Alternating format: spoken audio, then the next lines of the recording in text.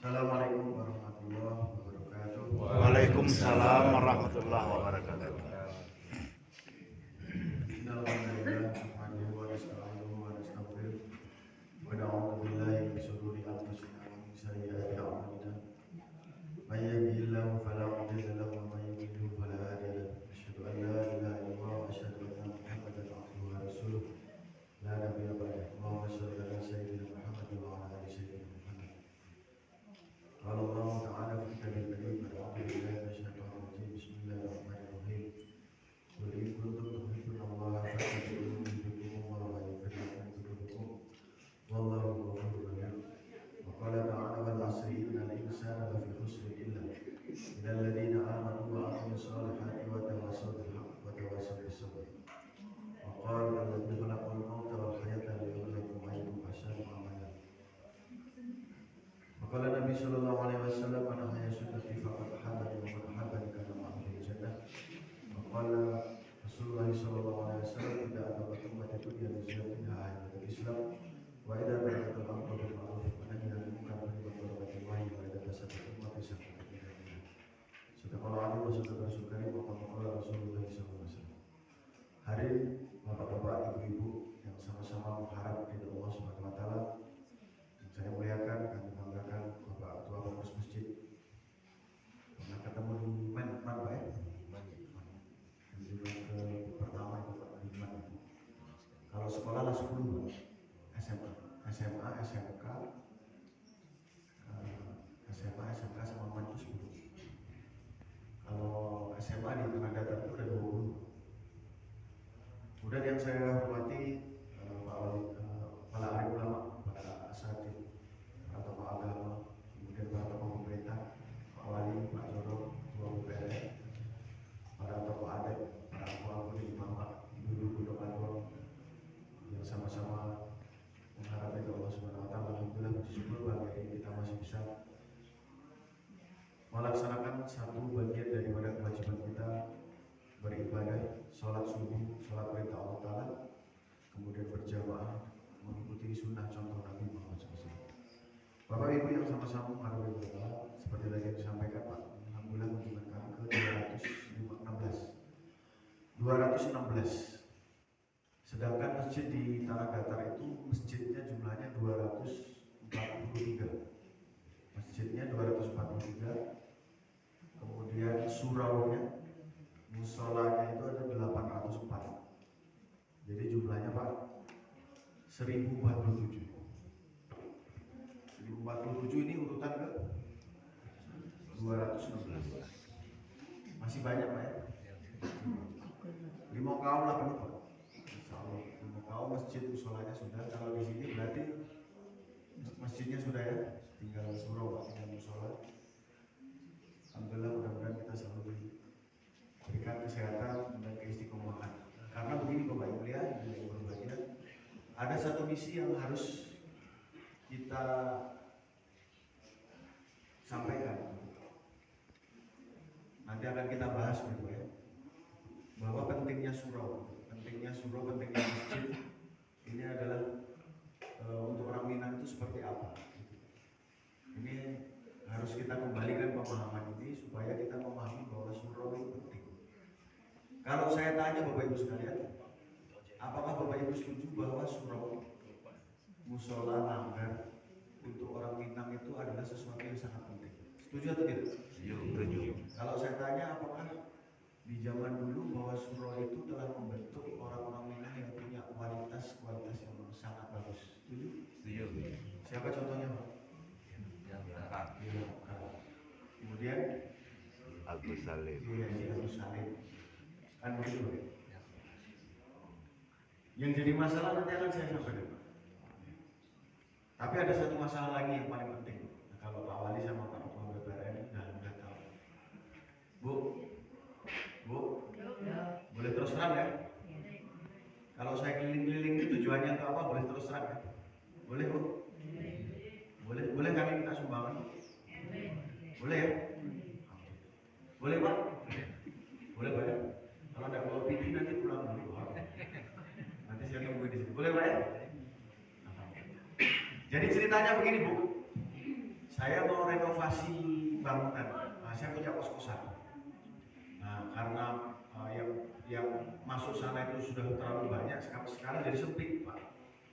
Nah, perlu direnovasi. Makanya butuh duit, Pak ya. Boleh bantu kami, Pak ya? Boleh, Bu ya? Nah, kos-kosannya bagus, Bu. Ibu mau masuk sana juga boleh. Nah, kos-kosannya itu ada di tengah-tengah kantor.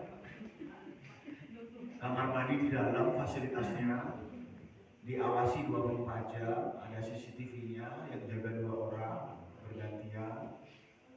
Kemudian dapat makan 1 hari 2 kali gratis. Cuman ada jerujinya, ada jerujinya, Pak. Jerujinya warnanya hitam. Nah, itu mau saya renovasi, Pak, supaya tambah luas, tambah lebar, supaya anak kemenakan, bapak ibu boleh masuk sana. Mau saya renovasi, boleh, Pak? Hah? Tadi katanya boleh. Boleh, Pak? Pak, boleh? Boleh, Pak? Enggak boleh. Boleh enggak, Pak? Boleh. Tadi katanya boleh, Pak. Boleh, Bu? Boleh enggak? Serius ini? Tadi kenapa katanya boleh? Alhamdulillah. Jadi dari 200 yang kemarin, Pak, 215 sudah ada yang masih. Saya pikir mengosongkan penjara atau memerlukan penjara, Pak. Tapi faktanya sampai sekarang penjara saya makin lama makin penuh. Makin lama makin penuh. Tahanan narkoba saja kemarin sudah ada 68 tahanan narkoba. Kalau di total dari kemarin, dari pertama kali saya duduk di sini, Pak, di Tanah Datar, itu sudah ada 237-an. 237 yang masuk penjara. Prestasi mata. Yang ranking 1 bawa ganja 27 kilo. Apa, Bu? Ganja 27 kilo. Bukan daging jawi, bukan. Ganja. Kemarin ada sebagian yang sudah dibakar sama Pak Kepala Kejaksaan. Yang nomor 2, Pak, bawa ganja juga 15 kilo. Salah satunya ini pelakunya anak umur 15 tahun. 15 tahun. Yang nomor 3, bawa sabu-sabu 23 paket. Ada Sukasati Bukit Malapala betul. Pusat Jalur Minang. Kenapa banyak yang masuk penjara? Kenapa banyak yang masuk? Ini aneh. Maka ini jadi masalah yang hari ini Bapak Ibu sekalian kami datang dari masjid ke masjid bukan mau ceramah, Pak. Kalau mau ceramah ada Buya di sini, Pak. Kualat saya. Ada Buya di sini. Tapi ini bukan ceramah, Pak. Bukan ceramah, tetapi kita mau sama-sama berpikir, Pak Acarono, ini masalah selesai. Kami mau mengajak kerjasama Bapak dan Ibu menyelesaikan masalah ini. Mau apa tidak, Bu? Mau tidak, Pak? Bekerja sama menyelesaikan masalah ini. Nah, kita akan bicara tentang kenapa kok ada yang masalah yang seperti ini, Pak. Ini fenomenanya apa? Kok aneh gitu? Harusnya Pusat Jalur Minangkabau yang tidak ada orang yang masuk ke penjara, tetapi kenapa banyak yang masuk penjara? Ini fenomenanya apa? Ada sesuatu yang aneh. Yang kedua, penyebabnya apa? Yang ketiga, solusinya apa masalahnya?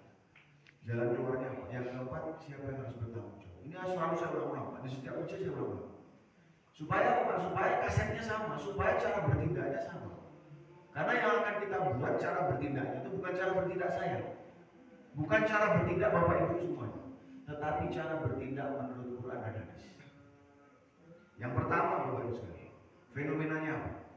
Bapak Ibu sekalian, kalau saya tanya 237 orang yang tadi masuk penjara, ditanya satu-satu, masalahnya Bapak kenapa ditangkap? Masalahnya apa dan kenapa ditangkap?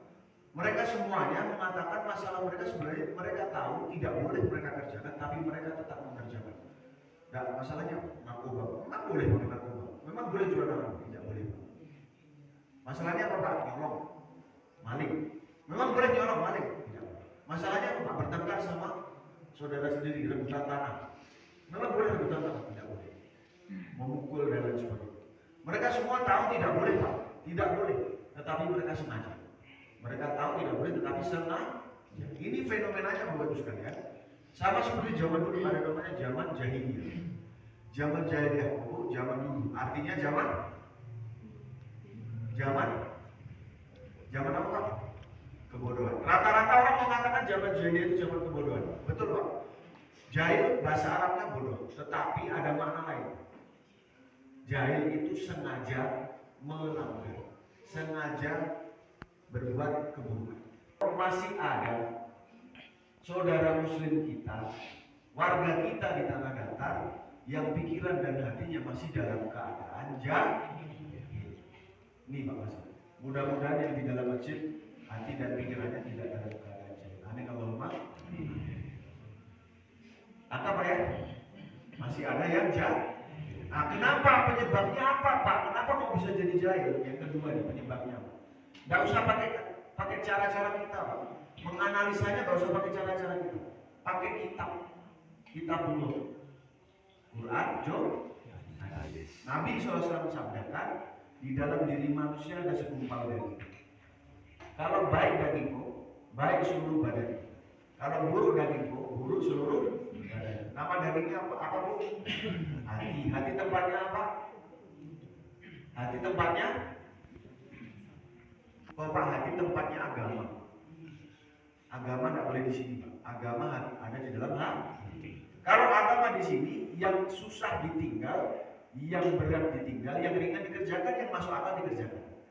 Kalau agama di sini. Tapi kalau hati, nyimpan agama susah berat. Kalau berat itu beda. Mau beda. Kalau agama di dalam hati, susah gampang, masuk akal tidak masuk akal dikerjakan. Itu Pak kalau agama di dalam hati. Jadi hati tempatnya agama. Sedangkan agama kata ulama kita ada 5 bagiannya. Imaniyah, ubudiyah, muamalah, muasyarah. Iman, ibadah, muamalah, muasyarah. Kalau baik hatimu, maka baik agama. Kalau agama baik, maka imannya pasti baik, ibadahnya pasti baik, muamalahnya pasti baik, muasyarahnya pasti baik, akhlaknya pasti baik. Tapi kalau hatinya buruk, hatinya jelek, maka agama pasti jelek, imannya jelek, ibadahnya jelek, muamalah, muasyarah, akhlaknya juga pasti ada. Tenang nggak? Nanti ada. Kita habiskan semuanya. Apa buktinya Pak? Ada buktinya Pak. Jadi yang tadi saya bilang, Bapak Ibu sekalian, buktinya 237 yang tadi masuk penjara Pak. Ketika masuk penjara ditangkap, sadonyo Pak tidak pernah sholat. Tidak pernah sholat. Makanya tadi jadi bukti. Ibadah. Tidak pernah sholat. Pasti Pak. Kalau tidak pernah sholat berarti bagus atau jelek? Pasti jelek. Maka iman, ibadah, muamalahnya jadi jelek, nyolong, menipu, berkelahi, narkoba dan lain sebagainya. Muasalahnya juga jelek, sama anak sendiri berkelahi dan lain sebagainya. Akhlaknya juga jelek. Ketemu Pak. Dan dalam Quran disebutkan inna sholata tanha anil fahsya'i. Kalau sudah tidak sholat maka pasti berbuat jahat. Nah sekarang kita cek Pak di sini Pak. Selalu saya akan cek Pak di setiap masjid. Kira-kira kan begitu. Kira-kira. Tadi jumlah kita berapa? Berapa jumlah? 70. Nah berarti rata-rata 70 kata. Masjid 1, 2, 3, 4, 5, 6, 7, 8, 9, 10, 11, 12, 13, 14, Bingung Pak, mau gue dihitung kan?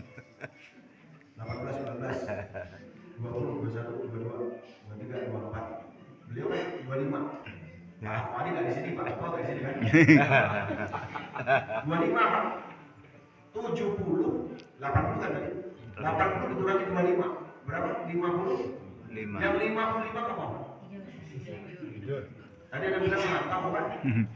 Mantap kan? Wah. Yang 55 kemana? Lalu itu sholat apa enggak? Hah? Sholat? Baik sangka Bu, jangan buruk sangka. Oh enggak sholat? Enggak sholat Pak. 55 enggak sholat? Kalau tidur enggak sholat Pak. Oh enggak tahu, baik sangka makanya. 55 yang sholat Pak, insya Allah 30 Pak kan begitu. Nah kan 55 yang sholat 30 berarti tinggal 25. Yang 25 kemana Pak?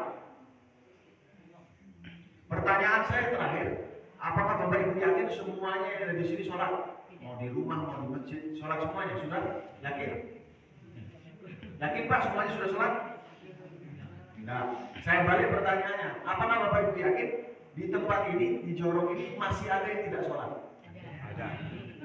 Ada? Sedikit banyak? Banyak. Jadi Pak, kalau masih ada yang tidak sholat di sini Pak, jangan salahkan siapa-siapa kalau di Jorongko ada penjahat. Di Jorongko ada pelaku LGBT, pelaku narkoba, geng motor, suka nyolong motor, ya Pak, suka berkelahi dan sebagainya. Jangan salahkan siapa-siapa.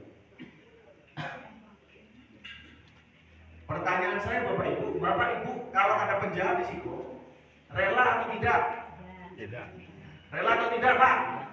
Nah ini yang akan kita selesaikan, yang menjadi masalah. Solusinya ketemu, penyebabnya ketemu Pak. Penyebabnya kenapa? Tidak sob. Nah sekarang yang ketiga, solusinya. Bagaimana supaya keamanan di situ terjaga? Caranya Pak? Bagaimana kira-kira caranya? Supaya tidak ada penjahat? Buat mereka menjadi sob. Bu, Ibu, saya punya motor. Pak Kapolres punya motor, Yamaha Mio namanya. Kalau rusak dibawa kemana Bu? Bengkelnya bengkel apa? Bengkel lokal. Treatmentnya, cara membetulkannya harus betul, harus pas, nggak boleh meleset. Apalagi manusia. Motor itu Pak Yamaha Mio, ketemu sama ahli mesin manual, nggak jadi itu barang. Betul Bu? Betul Pak? Bagaimana dengan manusia kalau rusak? Yang menyebabkan iman, ibadah, muamalah, ma'asroh, anaknya rusak. Yang menyebabkan dia berperilaku jahat. Rusak dia dibawa kemana? Hah? Puncak Batu Pak? Dibawa kemana Pak? Dibawa kemana Bu? Selesai masalah. Jadi solusinya, Bapak Ibu yang mulia, kita selalu akan tawarkan di setiap masjid pada acara itu Pak, ada program yang dinamakan 100% laki-laki balik masuk ke dalam masjid ketika azan berkumandang untuk mengerjakan sholat berjamaah 100%. Jangan ditinggal satu orang. Dulu waktu zaman pemilu Bapak Ibu, nggak boleh ada orang tertinggal tidak dicatat dalam DPT, betul tidak? Betul Bu? Makanya Ibu disensus, makanya Ibu dikejar-kejar, dicatat namanya. Bahkan orang partai juga kejar-kejar Ibu supaya nyoblos, betul Pak? Dikejar-kejar sampai hari subuh hari, sampai jam 3 subuh. Pakai program namanya program serangan fajar, dibawain barang apa? Itu Pak, kalau Bapak salah nyoblos, kalau Ibu salah nyoblos, resikonya 5 tahun kecewa, betul? Bagaimana dengan kecewanya satu orang tidak sholat Pak? Bagaimana yang 55 orang yang pagi hari ini tidak sholat? Resikonya apa? Nabi bilang, Nabi sabdakan, orang yang tidak sholat satu kali dengan sengaja, dia masuk dalam neraka selama satu hukum lamanya 80 tahun, satu hari akhirat 1000 tahun di muka bumi. Jadi satu hukum lamanya, satu kali meninggalkan sholat dengan sengaja, dia masuk neraka selama 280 juta tahun. Pak, biarin aja Pak. Bukan urusan saya, itu urusannya Pak Wali, itu urusannya Pak Ketua BPRN, itu urusannya Pak Ketua Masjid, begitu? Tidak, itu urusan kita.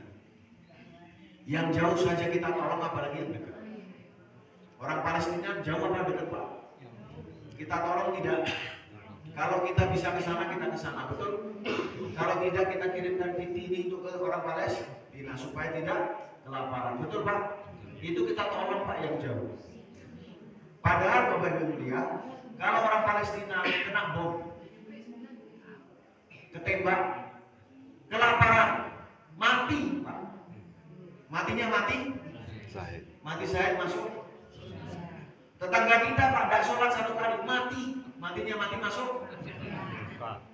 Matinya mati masuk. Ada 2 orang tabrakan dulu Pak, jatuh. Satunya dengkulnya lecet, satunya kakinya patah.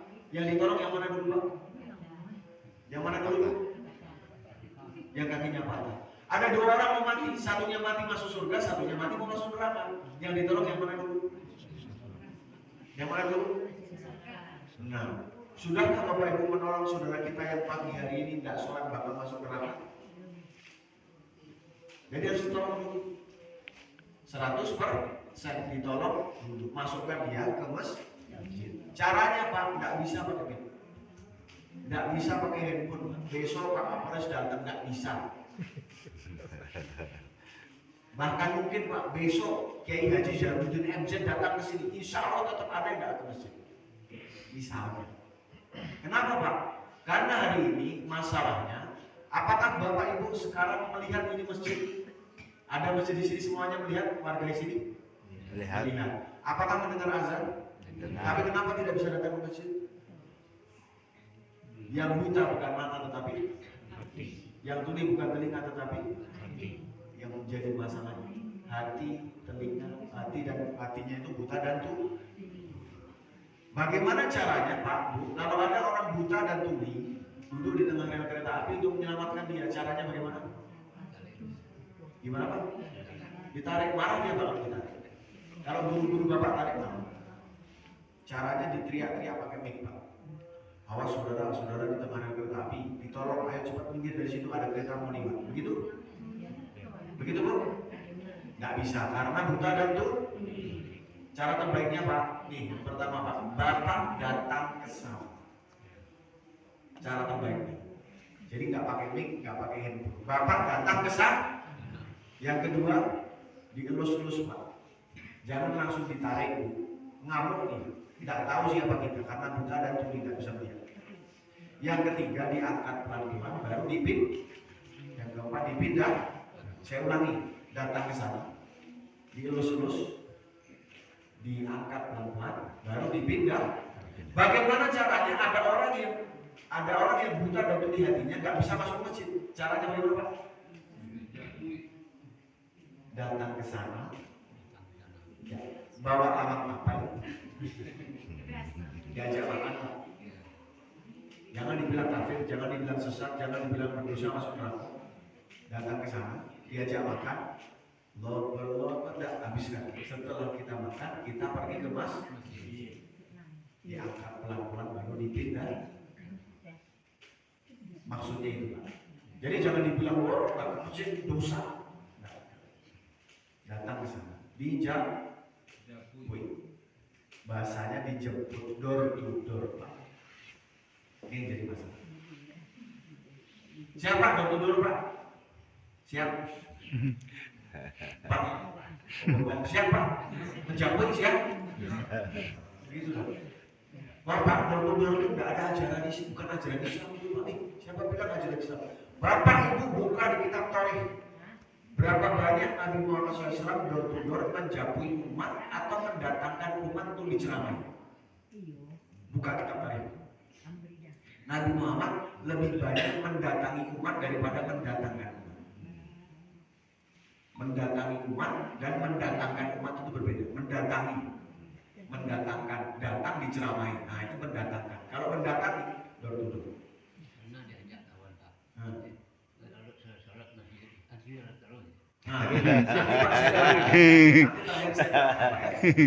Jadi intinya Bapak harus menjauhi ke rumah. Jangan berbeda dengan Nabi Muhammad SAW. Door to door itu seperti Nabi. Kalau Bapak tak door to door berarti Bapak tidak sama dengan Nabi. Berbeda sedikit dengan Nabi berbahaya. Apalagi berbeda banyak. Contoh Pak, Bapak Ibu orang Minang, orang Padang punya klub bola namanya Semen Padang. Warna kaosnya merah. Saya orang Jakarta. Punya klub bola namanya Persija Jakarta. Jackmania. Pakai kaos merah, silah gambar kepala kerbau. Tulisannya Semen Padang. Teriaknya hidup Semen Padang. Saya datang pakai kaos merah. Saya teriak hidup Persija Jakarta. Bayangkan Bapak Ibu di sana, ada satu orang pakai kaos merah tulisan Semen Padang, teriaknya hidup Persija. Kira-kira apa Bu yang terjadi? Pulang nggak selamat, banyak lukanya sih. Bapak Ibu injak-injak, betul? Sambil diteriaki, kau hai pengkhianat, betul Bu? Gara-gara apa? Gara-gara beda baju dengan ucapan. Beda baju dengan ucapan. Bajunya merah, ucapannya Persija. Kok Pak parah, mati Pak dibilang pengkhianat. Bagaimana kira-kira kalau kita berbeda dengan Nabi? Nabi setiap hari berdoa untuk umat. Pergi kemana-mana mencari umat. Menangis untuk umat. Berpikir untuk Sekarang kita berpikir menangis mencari apa Pak? Piti. Betul Pak? Nabi bilang ummati, kita bilang piti. Ketemu sama Nabi di Telaga Kausar, mau dikasih air minum Pak. Jadi sini air minum nih Telaga Kausar. Begitu dekat lihat mencari apa lu? Kok di dalam hati kamu bilangnya piti, saya ummati. Beda nggak Pak? Naudzubillah min dzalik, bisa jadi kita bilang piti. Jadi Bapak Ibu, door to door mengajak orang untuk datang ke masjid itu menyelamatkan kita dunia dan akhirat supaya masuk surga dengan kebayang insyaallah ya. Mbak apa kira-kira 1047 masjid di tanah datar Kopak 100% laki-laki baliknya masuk dalam masjid. Kira-kira walau anna ahlal qura amanu wa taqaw la fatahna alaihim barakatin minas samai. Kalau seandainya penduduk dalam satu negeri beriman dan bertakwa, imannya sempurna, takwanya sempurna sesuai dengan iman, maka Allah berikan keberkahan dari atas, keberkahan dari bawah. Yang dari atas hujannya menyuburkan tanaman, tanamannya berhasil panen, harga tidak melambung tinggi, tidak ada kelangkaan BBM. Yang dari bawah kehidupannya baldatun thayyibatun. Kalau tidak ada iman dan takwa, yang dari atas jadi bencana, yang dari bawah jadi bencana. Dari atas menjadi hujannya menjadikan galodo, angin puting beliung, tanah longsor, gempa bumi. Yang dari kehidupan carut marut, anak-anak berani kepada orang tua, bahkan orang tua membunuh anaknya sendiri, LGBT, narkoba, geng motor, pencabulan dan lain sebagainya. Solusinya itu Pak, balik ke yang keempat, siapa yang bertanggung jawab? Kita semua. Nggak bisa Pak, hanya Pak Wali tanggung jawab punya program, Pak Ketua Masjid, Pak Ketua BPRN, Pak Ketua KAN, nggak boleh Pak semuanya gitu. Karena gambarannya begini Bu, kita lagi duduk di sini ada 2 orang menghadap Pak Ketua. Pak Ketua izin, saya tidak mau merusak masjid. Cuma satu aja Pak, minta tolong diizinkan. Apa? Mau memotong tiang masjid. Boleh Bu? Boleh Pak? Kalau Pak tiang dipotong, boleh? Kenapa tidak boleh? Roboh. Memang ini masjidnya Ibu? Enggak. Kenapa tidak diperbolehkan kami? Nah, masjid basah, kami bertanggung jawab basah supaya masjid tidak roboh. Pagi hari ini Pak, kata Nabi, barang siapa dia sholat dia menegakkan tiang agama, barang siapa dia tidak sholat dia merobohkan tiang agama. Pagi hari ini ada 55 orang warga sini sedang merobohkan tiang agama. Bapak Ibu diam saja, menyerahkan tanggung jawab kepada Pak Wali, Pak Joro, kita semuanya bertanggung. Ketemu Pak sudah. Fenomenanya jahil, penyebabnya rusaknya agama, kemudian solusinya membalik ke suruh dijabui. Yang keempat tanggung jawab siapa? Kita rasa. Yang terakhir Pak, membalik ke suruh itu punyanya orang mana? Orang Minang. Anak di pangku, kemenakan dibanting.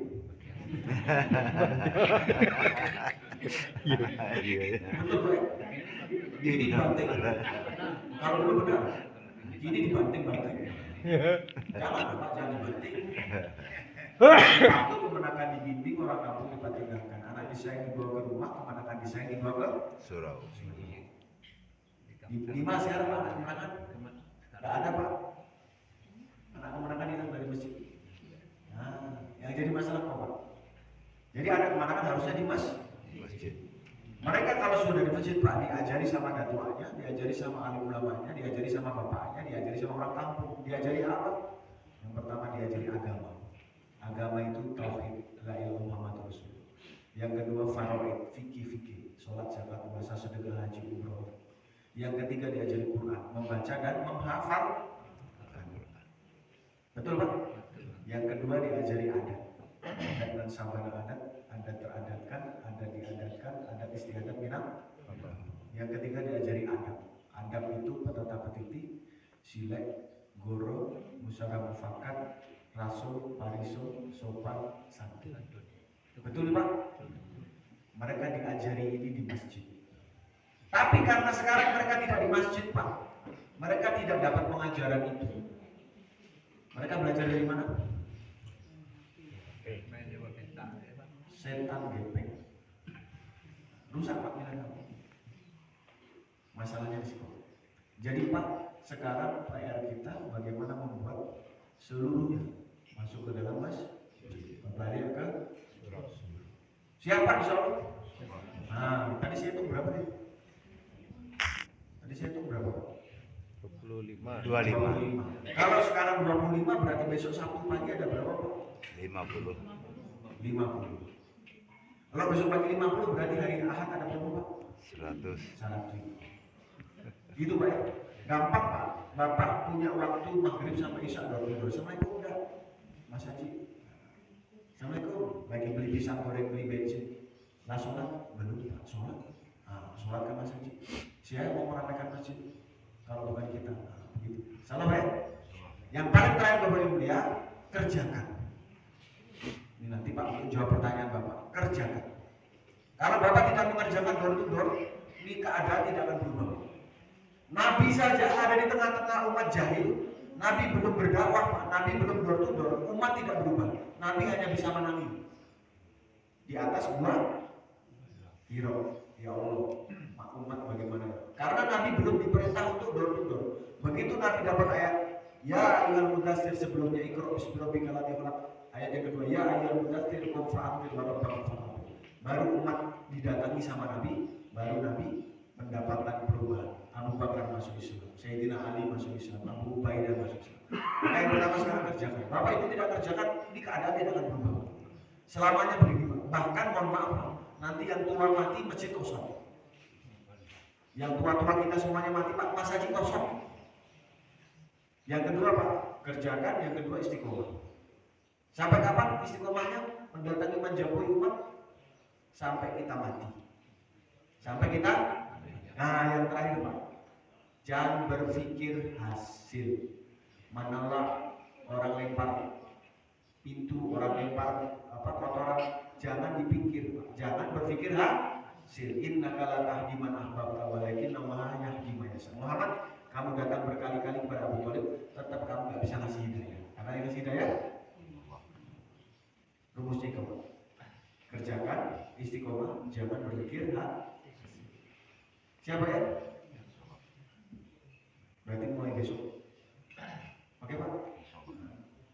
Mungkin itu saja Bapak Ibu sekalian yang bisa kita sampaikan. Karena Pak, mohon maaf Pak, kami, saya, ini Pak Wakal, Pak Kapolsek, tidak semua ini anggota, tidak ikhlas Pak. Kalau sampai ada bahasa syarat bahasa di kita belum terinjak-injak dan hilang dari ranah kita. Bahaya. Kami tidak ikhlas. Maka kembalikan saudara muslim kita. Dulu Pak, Bu, mohon maaf, dulu ada, saya ceritakan yang paling terakhir. Ada satu daerah namanya Madinatul Asghar, Filipina, sesuai dengan nama raja. Ibu kotanya Manila menjadi Madinah. Nanti Pak, kalau Bapak Ibu tidak mengerjakan perkara ini, jangan salahkan siapa-siapa. Ada bahasa di salah bahasa di kita belum. Tinggal cerita. Itu saja Bapak Ibu lihat menjadi kerisauan kita. Kami berjalan setiap masjid Pak. Ini Pak kalau mau terus terang tidak ada anggaran, tidak ada Pak lagi. Anggaran tidak ada. No.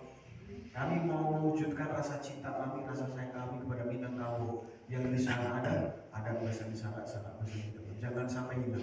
Bapak sekarang menyadari nggak kalau sudah mulai turun itu? Nah, makanya balikkan mereka ke surga. Kalau itu sudah membuktikan untuk mencetak generasi yang terbaik orang Minangkabau, kenapa sekarang ditinggalkan? Kenapa Bapak Ibu tidak pakai lagi? Pakai lagi, balikkan mereka ke surga. Salah Pak ya? Besok berapa Pak? Ada berapa Pak? 50. Bu, kalau ibu ada suami tidak mau ke masjid sementara dihentikan jatahnya. Jangan dikasih siap Bu ya? Jatah makan maksudnya suruh masak sendiri. Ya Pak ya? Itu saja mungkin yang dari bisa kami sampaikan. Mohon maaf ya, karena saya pribadi menjelaskan. Subhanallah wa bihamdihi.